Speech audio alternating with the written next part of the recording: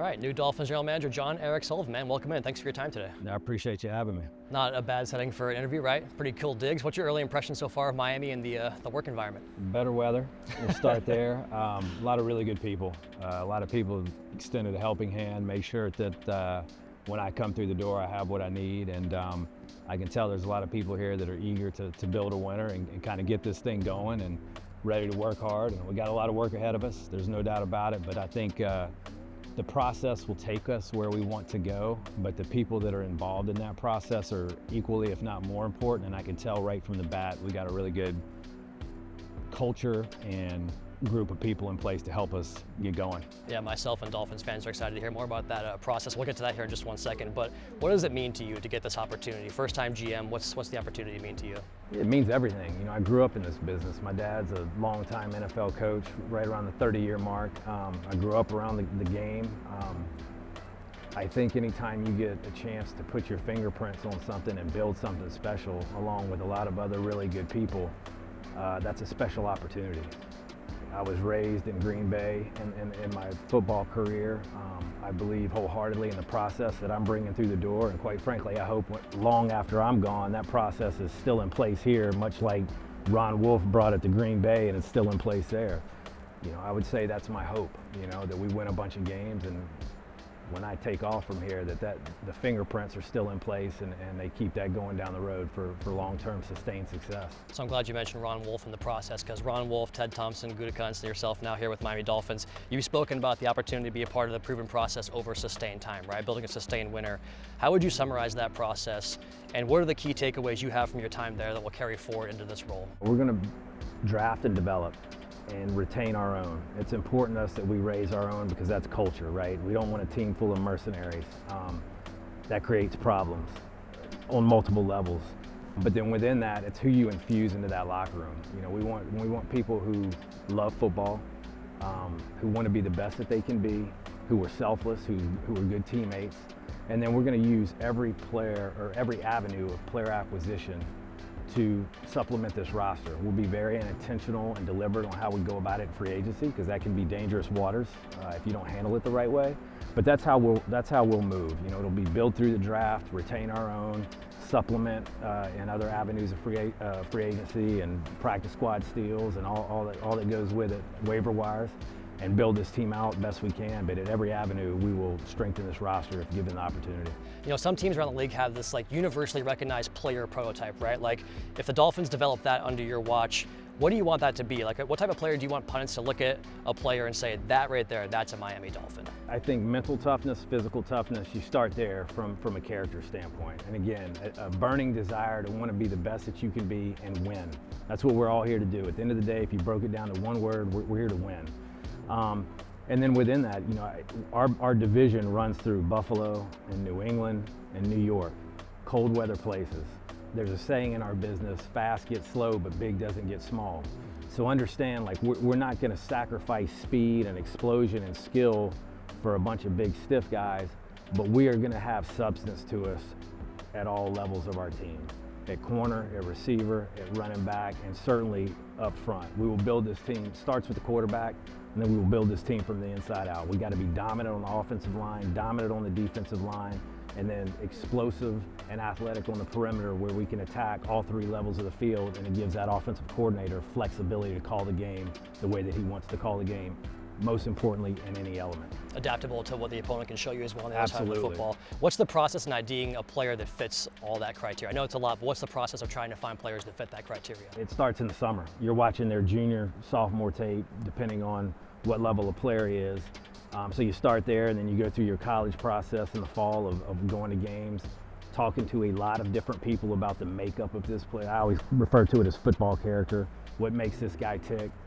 Where does he come from in his personal life? What experiences has he overcome? What adversity has he overcome? And then you watch hours and hours and hours full of tape, you know, to put a value on this player. And then obviously you have the second part of it with a lot more touch points, all-star games, combine, pro days, and the more information that comes in, the clearer the picture gets. And then eventually, we'll go through draft meetings. We'll have a lot of discussions with our scouts who have spent years at this point identifying these players and doing a lot of work on these players, and we'll set the board and we'll go pick players that we think, number one, will help this football team. Look, at the end of the day, you got to be able to play, right? You got to have talent to come in here and make a difference for this team, but then we also want to make sure it's the right kind of guy that we're infusing into that locker room from a character standpoint. It's a long process. You have to love it, right? You have to love it to do this job effectively. Yeah, I think if you don't have a passion for this game and for this job in particular, you'll drown, because it's a lot of work, it's a lot of late nights.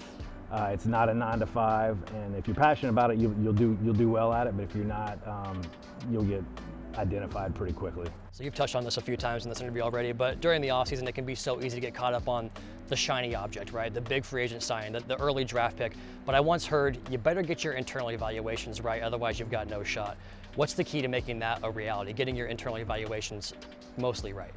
Yeah, I mean, look, any good scout knows their team better than they know anything else. So, we've done the work there. There's a lot of work to do on this team. I've already talked to I've had a couple of the guys pop up to my office, and we've talked about what's important to them. We have 30 UFAs, just start there. You can't bring them all back, so there's going to be a lot of work to do, but we have some nice pieces as well. A-Chain's a difference maker. Brewer's a really good player. Brooks is a really good player on defense. There are building blocks and pieces. Patrick Paul is a good left tackle.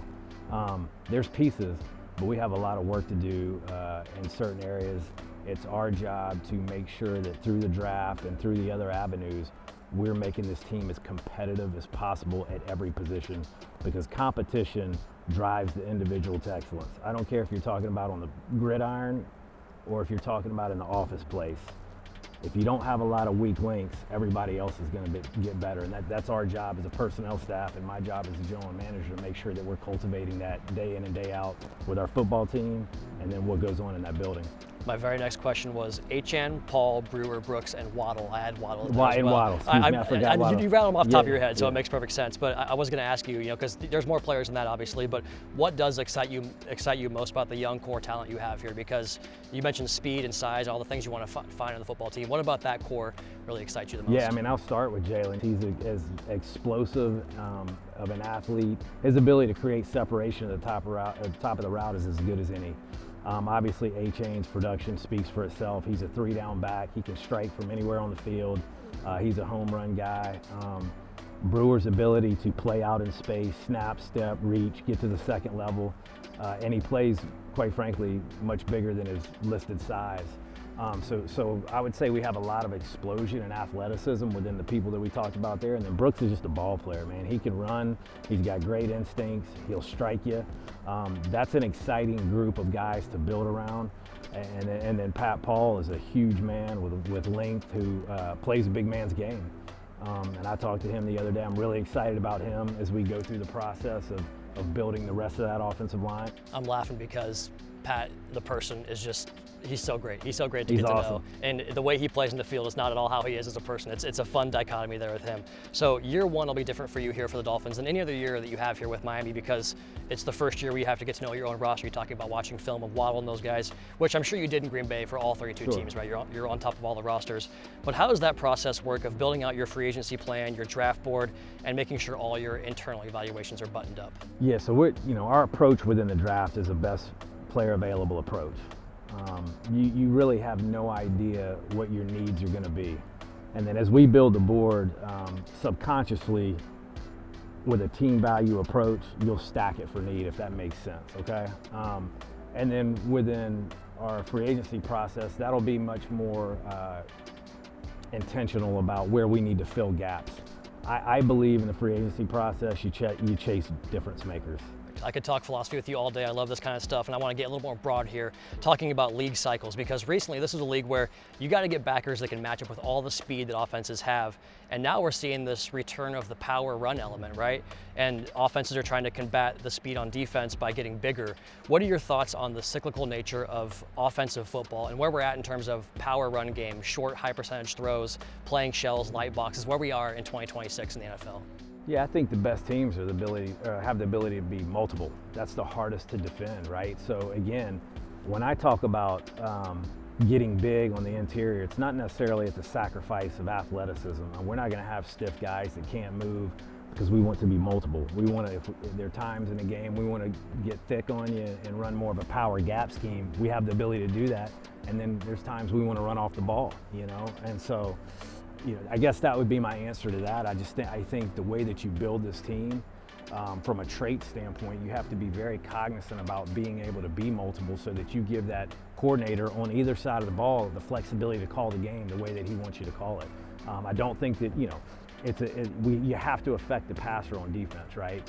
But I think you have to have 2 to 3 big men that when you got to go stop the run, you have the ability to do that. If you have a bunch of sub guys that you're kicking down all the time interiorly and you don't have the ability to get big on you, they're just going to run it down your throat. So you do, that's a great question, number one.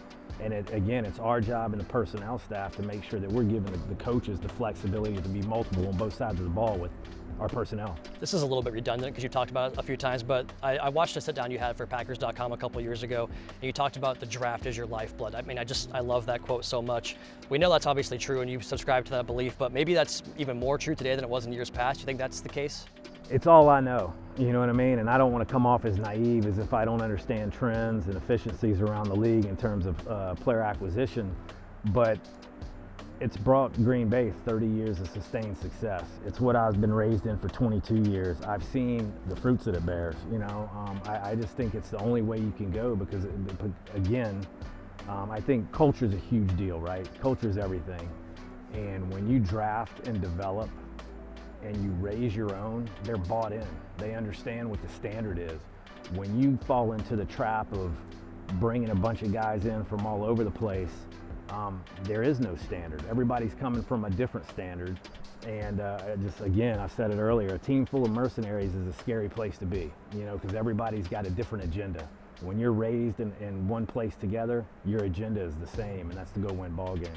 Well, you're coming into a program that had a rookie class last year play 3,000 plus snaps in the season, and now you go into a 2026 draft class with 5 picks in the first 3 rounds. I know it's very early on, but what's your thinking or your approach here to this year's draft, especially building upon a 2025 class that saw so much playing time for the rookie class? It's probably not the sexiest answer, but the bottom line is bringing good players that are wired right for what we're trying to build. That's it. I mean, obviously, I'm not going to get any specifics on players that we're looking at, and there's so much more road to hoe, if you will, in terms of the process.